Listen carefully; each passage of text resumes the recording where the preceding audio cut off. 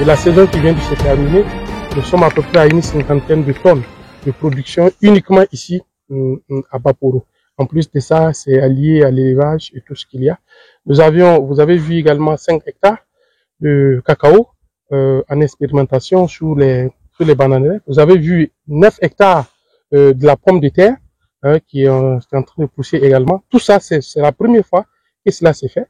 C'est avec l'appui du ministère de l'Agriculture, dont le ministre d'État lui-même est ici. Vous avez vu avec nous, qui est venu visiter et qui a encore vu les préoccupations et a pris un certain nombre d'engagements pour booster effectivement ces centres-là au grand bonheur de nos populations. Ces centres pénitentiaires agricoles existent depuis les années 84.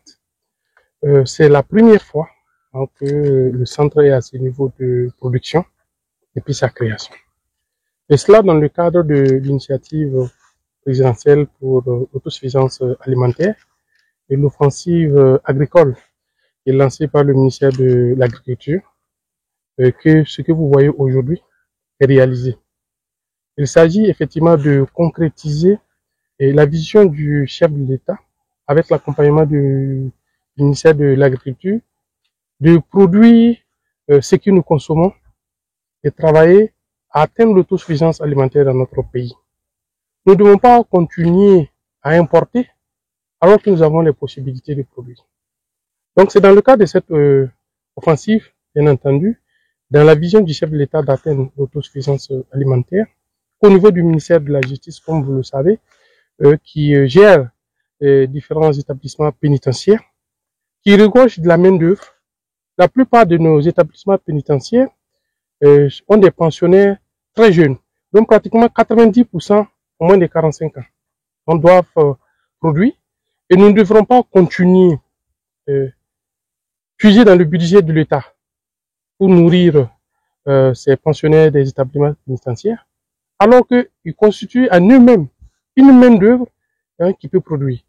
C'est l'ensemble de la conjugation de ces facteurs qui a fait que nous avions envisagé de faire une expérimentation avec l'appui technique et l'appui matériel du ministère de l'Agriculture, que ces 10 hectares de blé ont été expérimentés. Au départ, c'est 30 hectares qui sont prévus, mais nous n'avons pas encore renoncé. Ce que vous voyez, ça fait déjà 10 hectares.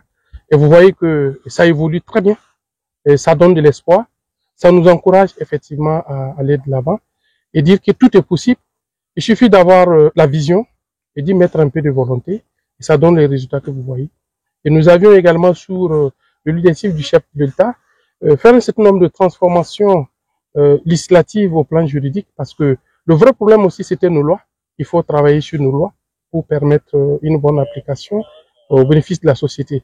Donc nous avons travaillé aussi sur un certain nombre de lois, dont notamment la loi sur le travail d'intérêt général, qui permet aujourd'hui à tous les détenus, qu'ils soient prévenus, c'est-à-dire non encore jugés, ou qu'ils aient été déjà jugés ou condamnés, de faire une option, de venir faire un travail d'intérêt général, précisément dans les centres agricoles, ce qui leur permet d'avoir une diminution de leur peine. Alors, lorsque vous faites un travail d'intérêt général pour 1 mois, vous avez une diminution de peine de 3 mois. Et ensuite, lorsque vous êtes encore au stade du jugement, nous avions demandé aux juridictions, dans cette loi, de ne plus prononcer des enfermements, voilà, de prononcer des peines qui peuvent permettre à ces personnes-là de venir travailler, et pour qu'ensemble nous puissions construire la nation. Et en même temps que ces personnes travaillent, nous leur apprenons aussi à travailler, à se former et pour retourner dans la société. Je crois que c'est la fainéantise et l'oisivité, bien entendu, qui crée les vices et qui amène ces personnes-là à s'adonner à des actes peu recommandables.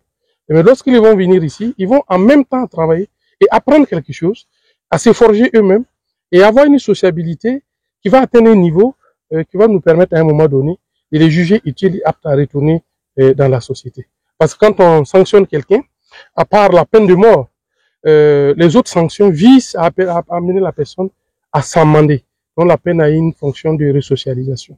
Donc l'un dans l'autre, vision de resocialisation d'amendement, et vision de production et de prise en charge, vision de diminuer le budget, le poids du fonctionnement de la prise en charge de ces pensionnaires dans le budget. Toutes ces visions font que nous sommes obligés d'aller de l'avant.